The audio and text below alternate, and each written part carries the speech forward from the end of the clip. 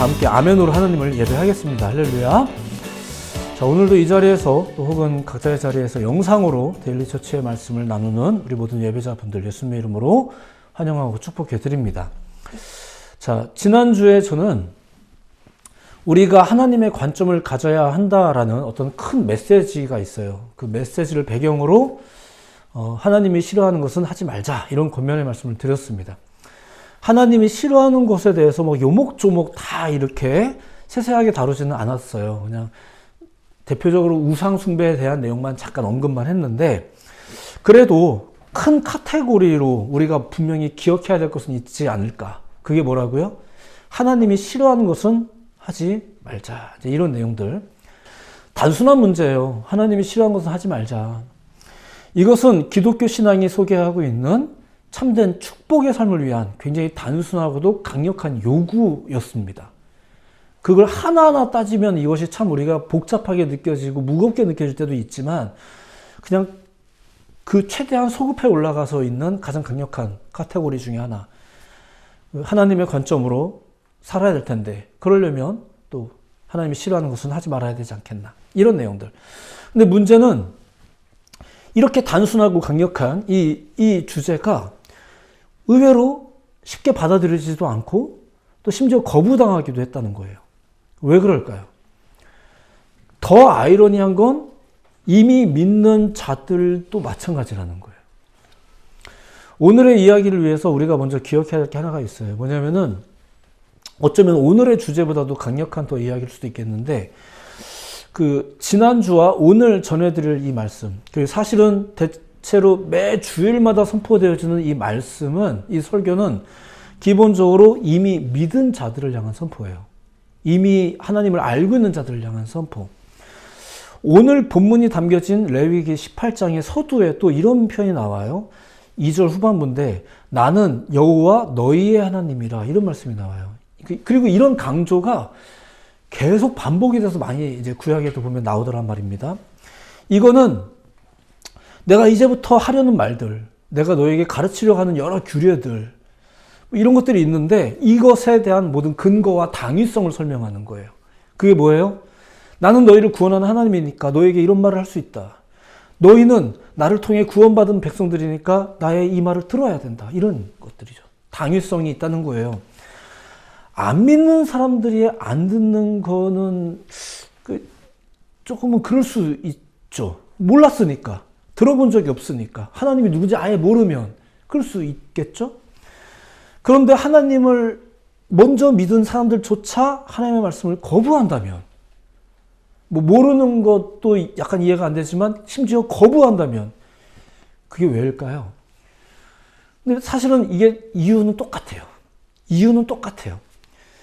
하나님의 관점을 받아들이기에는 우리의 관점이 너무 강력하게 자리를 잡아버린 거예요. 이제 먼저는 이 땅에 살면서 이 땅의 관점들에 길들여지고 그게 습관이 돼버린 거죠. 근데 이 땅의 관점이라는 게 뭐냐 이거예요. 그 관점이 하나님의 관점을 거부하게 만들죠.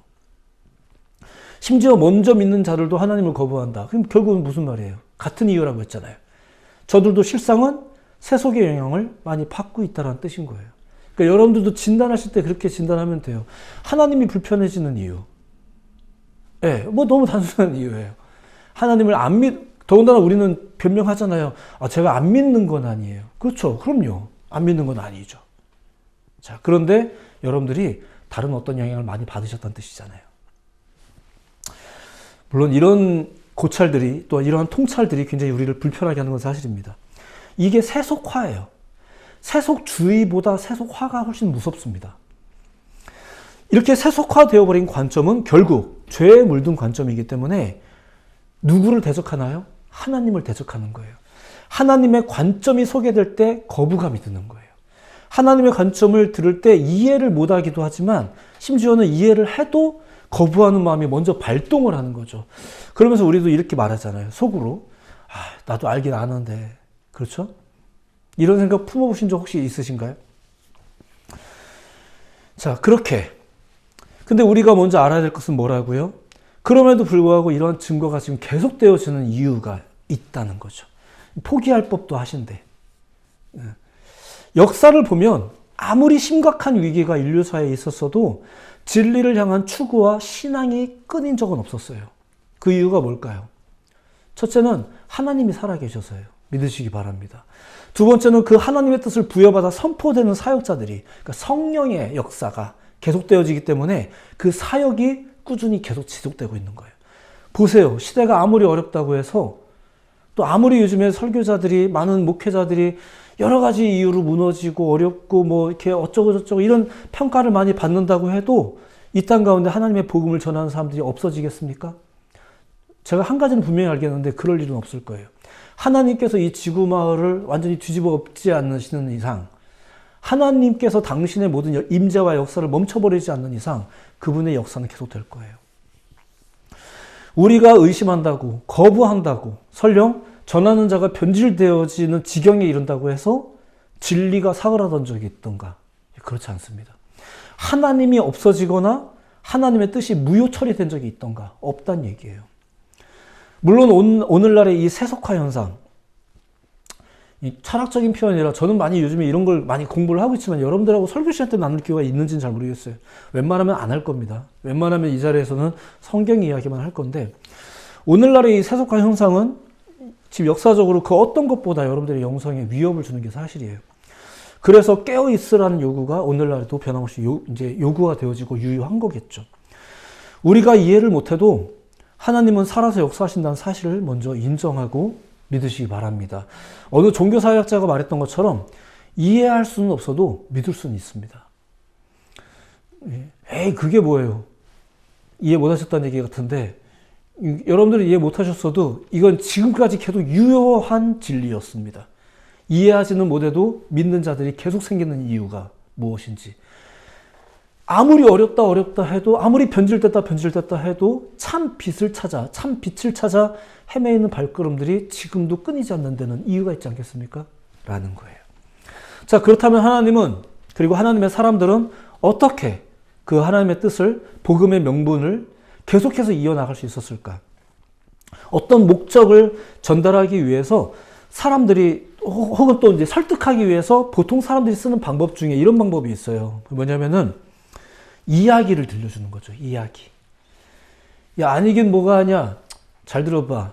옆집에는 말이야. 이러면서. 예전엔 말이야. 야, 그 사람은 그랬대. 뭐 이런 것들. 이야기를 들려주는 경우가 있습니다. 하나님도 이야기를 하셨죠. 그래서 저 같은 사람들도 성경의 이야기를 살피고 그걸 꺼내 드는 거예요. 무언가 명확하게 전달하기 위해서 이야기만 한 게 없다고 이제 보통 사람들이 생각을 하는 거죠. 여러분들도 한 가지를 설명하면서 이야기하잖아요. 막 경우에 따라서는 예까지 들어가면서 내가 봤는데 예전에 걔는 그러던데 이렇게 예까지 들어가면서. 특히 하나님을 설명하는 데는 성경만 한 게 없다라고 저 같은 사람들은 믿거든요. 그래서 성경 이야기를 들려드리려고 노력하는 거죠. 하나님이 마른 뼈를 상대로까지 엘리사를 보내시고 또 그 뼈들에게 무언가를 설명하게 하는 걸 보면 하나님은 어떤 이야기를 들려주는 일을 멈추실 생각이 없는 분이세요. 누구라도 무언가를 알아야 한다는 생각을 하시는 거죠. 근데 어떤 방식으로? 이야기를 통해서. 또 한편 생각해 볼 건 이런 거예요. 그 사람들이 점차 정보는 필요로 하면서도 교훈은 쓸데없는 거로 이제 여기는 것 같아요. 날마다 새로운 정보는 필요하다고 여기면서도 교훈을 고리타분하게 여기죠. 뭐 심지어 이미 안다고도 생각들을 하시는 것 같아요. 그런데 여러분들이 아셔야 될 건 이거예요. 정반대의 시대가 됐다는 거죠. 정보는 고리타분해졌고 오히려 교훈이 새롭습니다. 왜일까요? 정보가 고리타분해진 이유가 뭐예요? 너무 흔해져서 그래요. 너무 과대해졌죠. 이제는 정보도 다 믿을 수 없다. 이게 우리가 다 이미 자성하고 있는 거 아닙니까? 모든 그 온라인에 떠 있는 정보가 다 사실이 아니다. 우리도 다 이제 평가하고 있는 거죠. 교훈은 어떤가요? 교훈이 참 새롭죠. 새로운 이유는 딱 하나예요. 들으려고 한 적이 없으니까.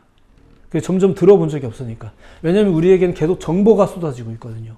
심지어 교회에서조차 복받는 비결, 신앙하는 비결, 어떻게 하면은 이 정도면 괜찮다라고 하는 수준을 규정하는 규정, 새로운 율법들 계속 정보가 이제 신앙 안에서까지 다 들어와서 세속화를 부추기죠. 하나님이 없으면 안 되던 시절에서 이제 하나님이 없어도 잘 되는 시절이 돼버린 거예요. 오늘날 우리에게 그렇게 많은 것들이 이제 생겨버렸죠. 이미 하나님의 훈계로부터 너무 멀리 와버린 시대가 되어버린 것은 아닌가. 자, 그래서라도 하나님의 뜻과 관점을 소개하는 복음은 계속 되어야만 하는 거고요. 또 계속 되어 왔어요. 오늘도 그래서 다시 정비하는 마음으로 좀 귀찮고 낯선 이야기를 또 잠깐 보는 거죠. 서론이 굉장히 길죠. 이런다는 핵심이 단순하다는 뜻입니다. 자, 지난주에 제가 본문으로 삼아서 설교를 했던 것이 신명기라는 책입니다. 신명기에서 모세의 노래라는 부분인데, 신명기서의 배경이 언제냐면 애굽에서 이제 탈출한 후에 새 덩어리를 기억하시면 돼요. 이미 알고 계시겠지만 애굽이 있었고 광야 생활이 있었고 가나안, 이렇게 보통 새 덩어리가 있잖아요. 애굽에서 탈출한 후 40년의 광야 생활을 마치고 가나안에 입성하기 전에 이제 요 때를 배경으로 해서 쓰여진 게 신명기입니다. 요때 이제 모세가 이제 설교를 하는 거죠. 지난 광야 생활을 겪어보니까 모세가 이제 할 말이 또 막 생기잖아요. 할 말이 많아졌어요. 그래서 그가 했던 말이 뭐예요? 왜 그랬니? 앞으로도 그럴 거니? 이런 얘기예요. 그게 이제 지난주 설교했던 내용인데, 지난주 설교 본문을 빌어서 설명하자면 이런 겁니다. 너희가 하나님이 이끄시는 그 여정 중에도, 광야 생활 말하는 겁니다. 그 여정 중에도 하나님이 싫어하는 것을 계속 하더구나. 언제까지 그럴래? 이제 가나안에 들어갈 건데 거기서도 그럴래? 이제 그러지 마. 이런 내용이 지난주 내용이에요. 그래서 설교 제목은 뭐였어요? 하나님이 싫어하는 것 좀 그만해. 이런 내용 있잖아요. 그런데 오늘 우리가 보려는 부분은 레위기입니다. 레위기, 신명기보다 앞에 있는 책이죠. 그리고 본문 상황도 또 오늘 우리가 18장을 배경으로 볼 건데, 이때가 언제냐면은 애굽에서 막 탈출해서 광야 생활이 시작하기 직전, 요 앞부분입니다. 애굽에서 벗어났다라는 상황. 그 성도들의 일상이 이제부터 우리가 삶을 이렇게 살아야 된다. 이런 내용이 이제 18장에 담겨진 내용이에요. 그럼 이때도 모세가 왜 그랬냐? 그러지 마라. 이런 얘기를 했을까요? 아니면 앞으로 우리가 새롭게 살아보자. 우리 애굽에서 나왔지 않니? 이런 얘기를 했을까요? 후자의 이야기를 한 거예요. 권면하는 거죠. 앞으로는 좀 새롭게 살아보자라는 권면. 물론 지난 세월에 대한 지적도 없진 않았습니다. 애굽에서 우리가 종살이 하면서 힘겹다 하면서도 우리도 계속 본 게 뭐예요? 애굽을 봤잖아요.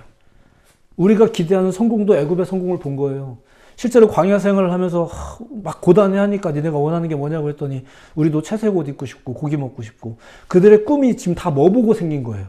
애굽에서 자기들의 주인들이 하던 거 보면서 생긴 거잖아요. 남들이 끄는 거 보면서 나도 좋은 차 타고 싶은 거고, 남들이 사는 집 보면서 나도 복 받아서 저런 집 살고 싶고, 우리가 다 꿈꾸는 거잖아요. 애굽에서 보고 배운 거. 이걸로 계속 꿈을 꾸고 있더라고요. 그러니까 하나님이 40년 해야 되는 거지. 이거 자꾸 이거 다 버려버리라고 지금 데려나왔는데 얘네들은 못 버리고 있으니까. 자, 이런 문제 때문에 좀 타박하는 부분이 없지는 않습니다. 근데 이렇게 애굽에서 살던 때에 대한 지적도 있었지만 너무 익숙해져 버린 거죠. 이제 어느 정도 불가항력적이 된 거예요. 몸에 습관이 돼버렸으니까. 자, 이것이 18장 전반부의 내용인 거예요. 이제 다 벗어버리자. 근데 역시나 핵심은 뭐예요? 앞으로는 이제 그런 것에서 벗어나서 우리 새롭게 살자. 하나님의 백성으로서 우리가 새롭게 살자. 이제 이런 내용이란 얘기예요. 그리고 뭘 권면했을까? 사실 포괄적인 의미에서의 답은 이미 나왔습니다. 하나님이 좋아하는 것을 하자. 이 얘기예요. 하나님이 기뻐하는 것을 하면서 살자. 그리고 이 메시지를 담고 있는 본문의 이야기가 이제 이렇게 소개되고 있는 거죠. 이 메시지를 담고 있는 이야기인 거예요. 요즘에는 가끔 그래요. 우리도 가끔 그런 적 혹시 있으신가요? 부모님하고 얘기하거나 누구랑 얘기하다가 가끔 듣다가 너무 힘든 거죠. 그래서 용건만 말하세요. 이런 얘기 할 때가 있잖아요. 용건만 말하세요. 그런데 이야기가 중요한 게 있어요. 물론 괜히 막 구구절절 막 말이 길어지는 말들도 있지만 이야기가 중요한 게 또 있더라는 거죠. 자, 그렇게 레위기 18장에 우리가 이야기를 잠깐 볼 건데, 뭐 전체적인 이야기는 뭐 강해를 하려는 건 아니고요. 자, 레위기 18장의 전반부는 그렇게 애굽에서의 법도는 벗어버리고, 틀린 거니까 나의 법도를 지켜라. 이 내용이 이제 소개가 됩니다. 모세가 그걸 가르치는 거죠. 이제 신명기 때는 좀 사실 되게 실망하지만 지금은 아직 그래도 분위기 좋은 때잖아요. 애굽에서 막 나왔으니까. 우리 열심히 뭐 해보자 이럴 때니까. 중요한 것은 이 권면 자체가 이 이스라엘 백성들에게 전혀 새로운 게 아니었다는 거예요. 늘 있었던 하나님의 요청. 자, 앞서서도 잠깐 그런 얘기 했지만 하나님은 어떤 분이라고요? 하나님께서 중요한 걸 전하기 위해서 무엇을 하시는 분이었다고요? 이야기를 하시는 분. 저 같은 사람들도 무언가를 설명하기 위해서 성경의 이야기를 꺼내드는 사람들이라고. 또 무언가를 명확히 전하기 위해서는 이야기만 한 게 없다고. 그래서 여러분들도 뭔가 딱 내 마음을 전하겠다 이러면 우리 만나? 해서 1시간 이상은 투자해서 같이 대화도 하고 괜히 차도 마시고 좋은 장소도 가고 이야기하러, 얘기하러 그런 거잖아요. 최근에도 제가 이런 관련된 이야기들을 좀 자주 드린 적이 있는데 뭐냐면 이런 거예요. 우리의 성경이 이렇게 두꺼운 이유가 진리가 이렇게 많다는 뜻일까? 아닙니다. 이 성경에는 많은 이야기가 있는 거지 진리는 사실 단순하고 명쾌합니다. 수많은 인물이 등장한다고 해도 우리가 보고 배워야 될 인물은 사실은 한 명이에요. 그리고 이 성경이 소개하라는 분이 바로 그 하나님이세요. 자, 책을 읽을 때 그 좋은 책의 특징이라는 게 있는데 혹시 그런 거 아세요? 좋은 책의 특징이 뭐 여러 가지 기준이 있겠지만 책이 아무리 두꺼워도 그 책의 내용이 제목에서 벗어나지 않는다는 거예요. 그래서 책을 읽는 독자들도 반드시 잊지 말아야 될 것은 그 복잡하고 많은 양의 내용을 읽으면서도 책의 제목을 잊어버리면 안 된다는 거. 제가 전공서적을 이렇게 읽으면 저도 이제 보통 두꺼운 책을 좋아해서 많은 내용들을 읽는데 정말로 잘 쓰여진 책들은 정말 그 단순한 말 한마디라도 그 제목에서 내용이 벗어나지 않더라고요. 말하려는 핵심이 이미 겉표지에 꽉 박혀 있다는 얘기예요. 우리도 성경을 읽다 보면은 어떤 인물에 푹 빠질 수도 있어요. 어떤 주제에 푹 빠질 수도 있어요. 나는 특별히 이 말씀이 너무 좋아. 다른 거 말씀 막 들려오지도 않고 들으려고도 안 해. 이런 경우들도 참 많으세요. 근데 그렇지가 않죠. 이 책은 메시지는 단순해요. 이야기가 풍성한 거고. 자, 그래서 성경의 진리는 다시 말씀드리지만 단순합니다. 그리고 성경이 소개하는 핵심 존재는 역시 한 분 하나님이세요. 수많은 이야기를 들을 필요는 분명히 있지만 메시지가 복잡하진 않습니다. 그리고 성경의 이 메시지라는 것은 이것도 언젠가 말씀드린 적은 있는데 진리는 대부분 연역적입니다. 전반부에 다 나온다는 얘기예요. 선포하고 설명한다는 얘기예요. 막 무슨 말인지 모르겠는데 막 설명하다가 답을 찾아가는 건 귀납적이라고 말하잖아요. 연역적은 처음에 던지고 시작하는 거예요. 성경의 전반부에 특정 사건의 전반부에 시대가 바뀌면서 그 전반부에 그리고 심판 때에 확인하면서 이건 마지막이죠. 늘 그런 식으로 반복해서 강조되고 재등장하고 권면이 되는 거죠. 그게 뭐라고요? 한 가지 진리. 저도 똑같이 집에 이사를 해도 새 집에서는 제발 좀 살림 좀 늘리지 말자. 또 이러면서 또 살단 말이에요. 살다 보면 또 생각같이 되진 않지만 처음 출발할 때 다시 한번 다 잡고. 자, 오늘 본문이 어떤 상황이라고요? 광야 생활을 시작하는 단계였어요. 이때 새롭게 시작하는 단계에서 모세가 무엇을 언급했던가? 그 내용이 엄청 새로웠던가? 그렇지 않다는 거죠. 그래서 오늘 설교가 이렇게 자꾸 주변 이야기가 많은 이유가 그래서인 거예요. 이미 핵심도 말했으니까. 그렇게 하나님은 처음부터 당신의 백성들이 당신의 뜻을 따라 살기를 바라셨어요. 처음부터. 새로운 얘기를 이번 주에 또 새롭게 들려드리는 게 아니고요.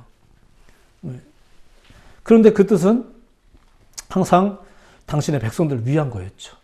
우리가 하나님을 위해서 희생해야 된다는 맥락이 아니었다는 거예요.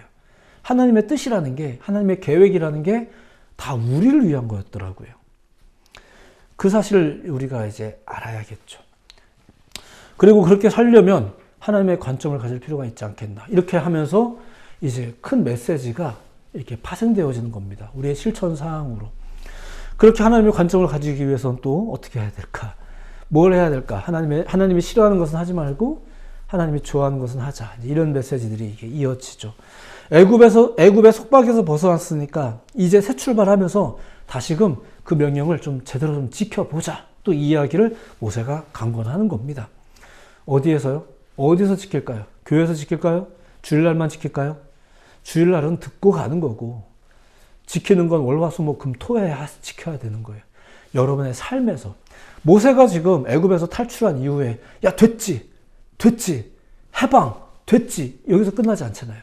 이제부터 중요한 삶을 가르치는 거예요. 자, 광야 생활도 끝났어요. 됐지. 자, 가나안에 들어왔으니까 됐지. 이렇게 말해요? 아니잖아요. 야, 내가 40년 전에 그렇게 얘기했는데 지난 니네들 40년을 보니까 야, 이건 좀 아닌 것 같은데 계속 이렇게 할 거야? 했던 얘기가 이제 지난주에 했던 얘기고요. 오늘은 사실 그 앞에 이야기를 하는 거죠. 똑같은 내용이니까. 레위기 18장의 내용이 그런 거예요. 3절부터 다시 한번 소개해드리면 이런 겁니다. 너희는 너희가 거주하던 애굽 땅의 풍속을 따르지 말며 지난 일은 청산하자 이거죠.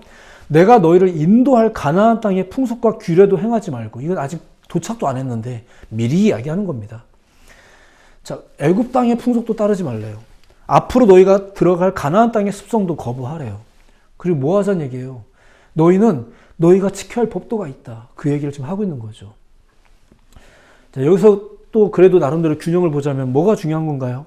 지난 애굽 생활에 대해서는 때를 씻어내는 마음으로 흘려보내면 되는 거니까 문제는 앞으로 살아갈 때죠. 앞으로 살아갈 그 가나안이 문제인 거예요. 거기에 살면서는 어떻게 살아야 되겠나? 그것에 대한 권면이 18장 전체의 내용이라는 겁니다. 왜냐하면 앞으로 살게 될 이 가나안에 이미 토착민들이 있었거든요. 근데 그들이 바알과 아세라를 섬기고 있었어요.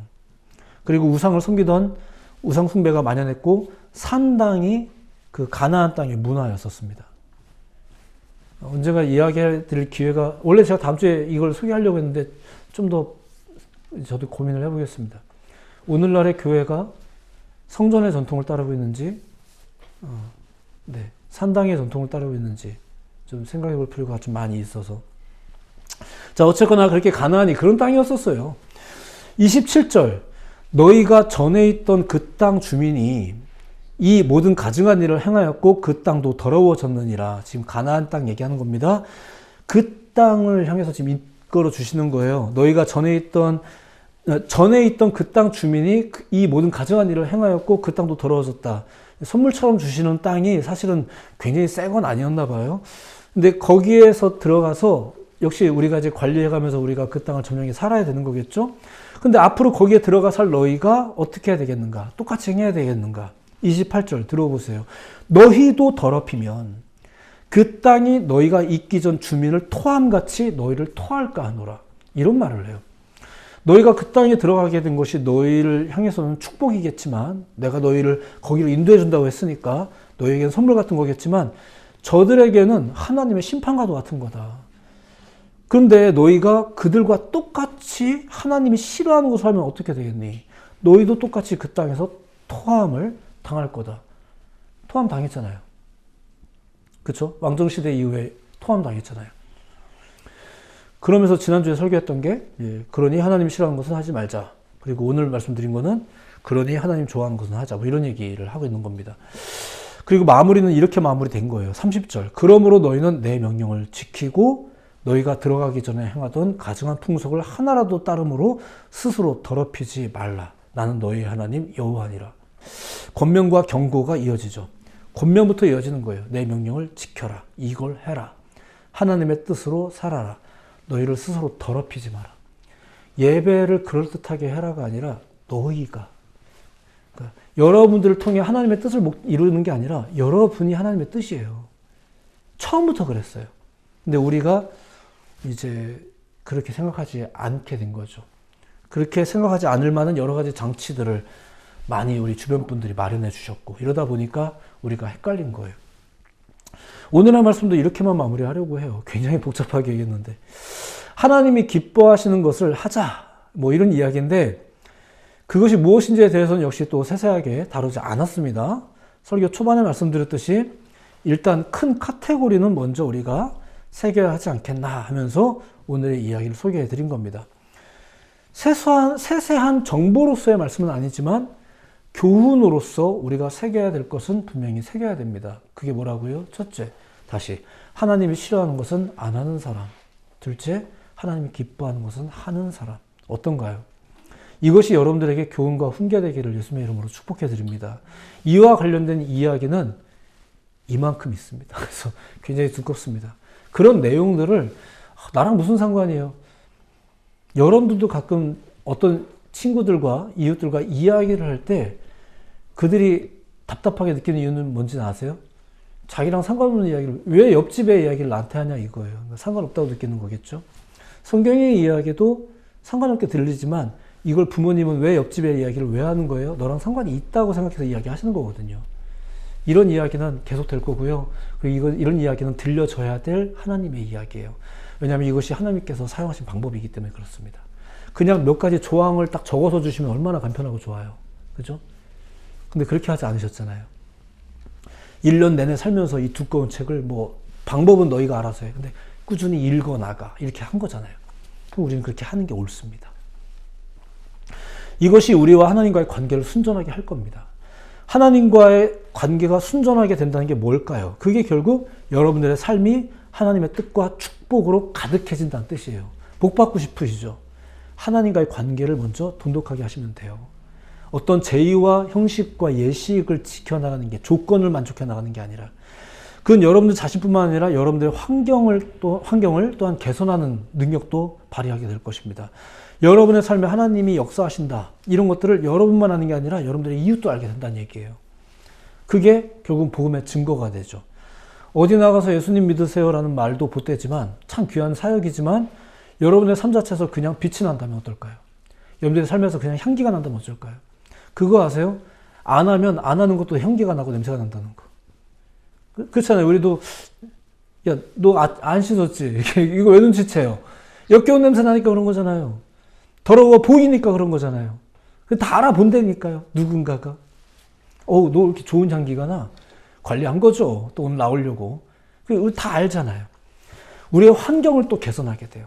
우리 안에 그리스도의 향기가 머문다면 우리 가운데 하나님께서 싫어하는 걸 하지 않고 하나님께서 기뻐하는 것을 추구하며 사는 삶을 우리 가운데 산다면 입술을 벌려서 예수님 믿으세요라는 말을 굳이 하지 않더라도 향기가 나죠. 하나님의 나라가 확장이 되죠. 애초에 하나님은 당신의 뜻을 여러분의 삶을 위해서 허락하신 거예요. 여러분들에게 그런 삶의 증거가 있어야 될 줄 믿습니다. 여러분의 삶을 위해서 여러분들이 살펴야 될 것은 첫째, 무엇보다 하나님이어야 된다는 거예요. 그리고 둘째는 하나님의 뜻을 살펴야 되는 거겠죠. 훈계를 새기는 거예요.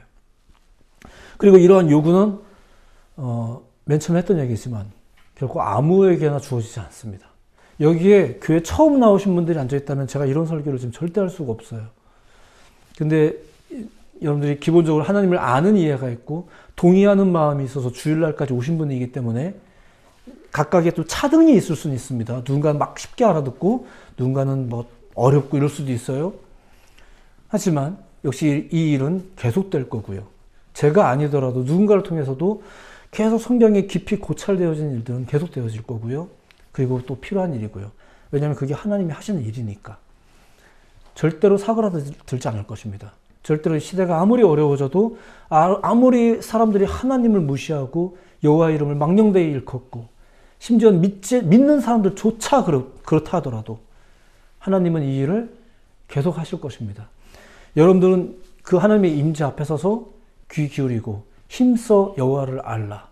이 말씀을 따라 우리가 하나님을 알아가는 거죠. 그리고 하나님의 욕을 알아가는 거예요. 하나하나 알아가는 거는 하나하나 묵상해 가면서 배워나가시면 되고요. 말씀을 통해서 배워나가시면 되는 것입니다. 우리를 위해서 허락하신 이런 명령들, 우리를 위해서 하신 하나님의 그 계획, 우리가 이루려는 계획보다 훨씬 복되다는 것을 정말로 신뢰하셔야 됩니다. 그냥 의지적인 요구가 아니라 하나님의 뜻을 따라 우리가 신뢰하고 가야 됩니다. 섭섭해할 문제가 아닙니다. 귀하게 여겨야 됩니다. 그 믿음을 가지고 한 주를 사십시오. 각각 우리가 처하게 될 상황이 다르기 때문에 뭐를 싫어하고 뭐를 좋아하고는 아마 각각의 적용점도 다 다르겠죠. 서로 많이 간증해 주세요. 놀라운 간증이 또 있을 거라고 기대가 됩니다. 하나님을 신뢰하며 살아가실 때 하나님은 지금도 살아서 역사하신다는 것을 여러분의 삶을 통해서 증거해 주실 것입니다. 귀한 간증이 여러분들의 삶에 넘치기를 다시 한번 예수님의 이름으로 축복해 드립니다. 기도하겠습니다.